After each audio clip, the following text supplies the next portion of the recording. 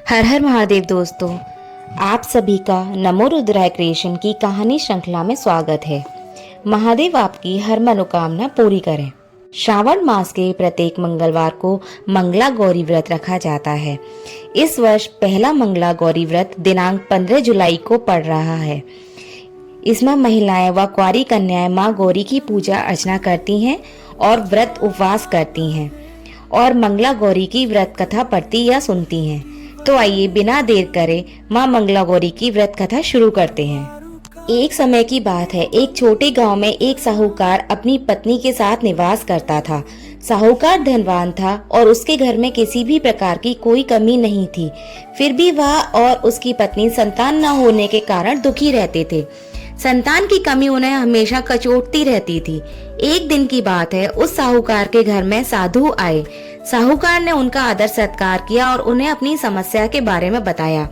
साधु ने साहूकार की पत्नी को सावन में मंगलवार को किए जाने वाले मंगला गौरी व्रत करने की सलाह दी।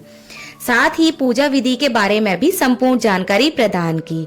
इसके बाद साहूकार की पत्नी ने सावन माह के पहले मंगलवार से ही गौरी मंगला का पूजन व्रत करना शुरू किया। अब वह हर मंगलवार को विधि पूर्वक माँ गौरी का व्रत पूजन करने लगी। इस प्रकार कई महीनों तक उसने वह व्रत किया।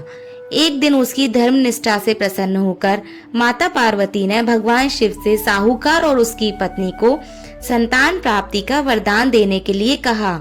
साहूकार को उस रात स्वप्न में एक दिव्य शक्ति ने दर्शन दिए और कहा, एक आम के पेड़ के नीचे भगवान गणेश की मूर्ति विराजमान है। तुम उस पेड़ से आम तोड़कर अपनी पत्नी को खिला देना, इससे तुम्हें संतान की प्राप्ति और सुख मिलेगा। साहूकार ने अगले दिन सुबह उठकर अपनी पत्नी को इस सपने के बारे में बताया और वह उस आम के पेड़ को ढूंढने निकल पड़ा। फिर काफी समय तक ढूंढने के बाद आखिरकार साहूकार को वह आम का पेड़ मिला जहां भगवान गणेश की मूर्ति विराजमान थी। उसने आम तोड़ने के लिए उस पेड़ पर पत्थर मारना शुरू कर दिया। पत्थर फेंकने से एक आम तो टूटकर नीचे गिर गया, लेकिन गलती से एक पत्थर जाकर गणेश भगवान की प्रतिमा को लग गया। इससे भगवान गणेश क्रोधित हो गए और उन्होंने प्रकट होकर उस साहूकार को श्राप देते हुए कहा कि हे स्वार्थी मनुष्य, तूने अपने स्वार्थ के कारण मुझे चोट पहुंचाई है। तुझे माँ पार्वती की कृपा से संतान की प्राप्ति तो होगी, लेकिन उसकी मृत्यु 21 वर्ष की आयु में ही हो जाएगी। यह सुनकर साहूकार बहुत घबरा गया और वो वापस घर चला गया। उसने वह फल अपनी पत्नी को खिला दिया और किसी को भी इस घटना के बारे में नहीं बताया। कुछ समय पश्चात भगवान शिव और माता पार्वती के आशीर्वाद से साहूकार और उसकी पत्नी को पुत्र की प्राप्ति हुई।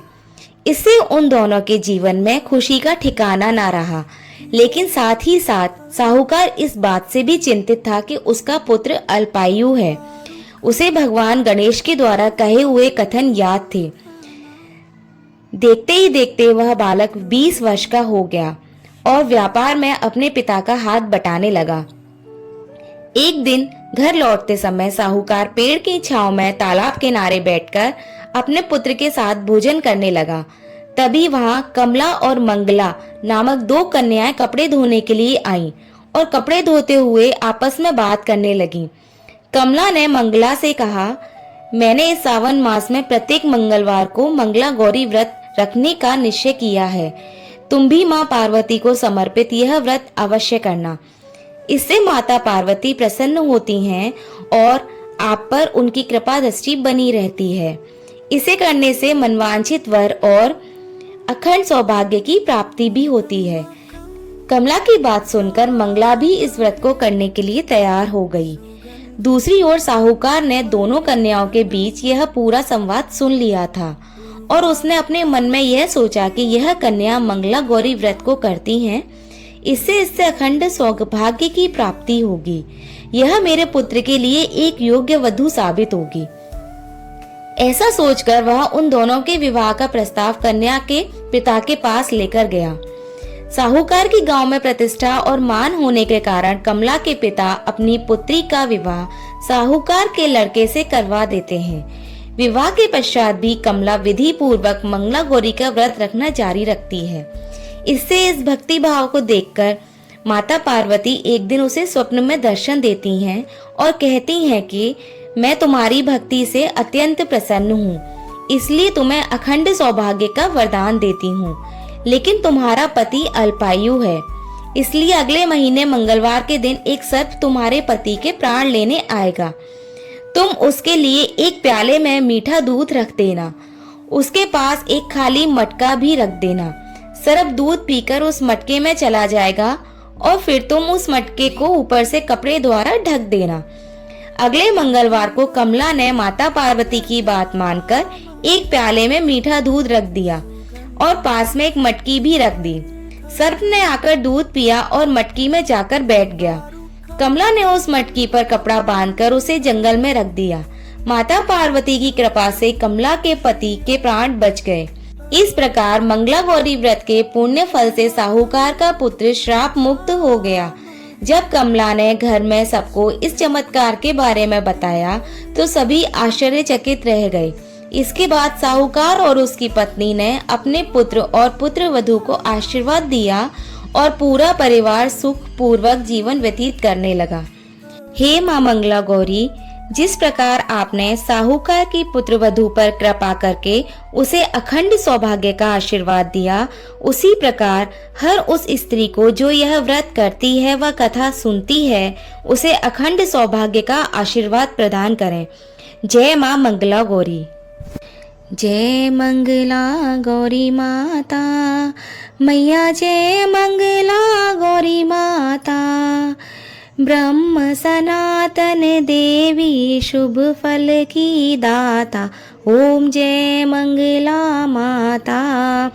अरे कुल पद्मा विनाशनी, जय सेवक त्राता। जग जीवन जगदम्बा, हरि हर गुण गाता, ओम जय मंगला माता। सिंह को वाहन साजे, कुंडल है साथा। देव वधू जग गावत नृत्य करता था, ओम जय मंगला गौरी माता। सतयुगशील सुसंदर नाम सटी कहलाता। हिमाचल पर जन्मी सखियन रंग राता, ओम जय मंगला गौरी माता। शुंभ निशुंभ विदारे, हिमाचल स्याता। सहस भुजा तनु धरि के, चक्र लियो हाथा। माँ जय मंगला गौरी माता। सृष्टि रूप तुहि जननी, शिव संग रखता। नंदी भृंगी बिन लाही, सारा मद जाता। ओम जय मंगला गौरी माता। देवन अरज करत हम, चित को है लाता। गावत दे दे ताली, मन में रंग राता। ओम जय मंगला गौरी माता। मंगला गौरी माता की आरती जो कोई गाता, सदा सुख संपत्ति पाता। जय मंगला गौरी माता। जय मंगला गौरी माता। जय मंगला गौरी माता।